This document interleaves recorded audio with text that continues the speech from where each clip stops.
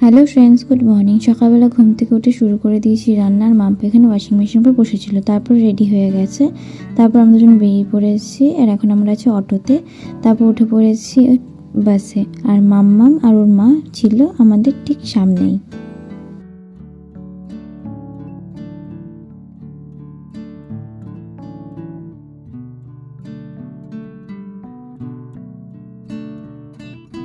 বাস থেকে নেমে দুজনে হাত ধরে হেঁটে হেঁটে যাচ্ছিল। এখানে ছিল একটা ব্র্যান্ডেড ড্রেসের ফটোশ্যুট।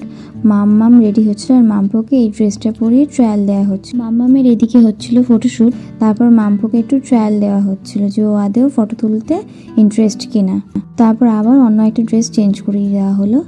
তারপর আমরা সবাই রওনা দিলাম বাড়ির দিকে। এদিকে শুরু হয়েছিল প্রচণ্ড বৃষ্টি, আর আমরা এখন ছিলাম অটোতে। বাড়ি ফিরে মাম্পু সৃজের সাথে একটু খেলছিল। এদিকে অঙ্কিতা পড়তে চলে এসেছিল, আর তারপর মাম্পু ওর সাথে বকবক করছিল। তারপর দিয়ে নিল মাম্পু একটা ঘুম। আজকের মিনি ব্লগ এই অবধি, টাটা।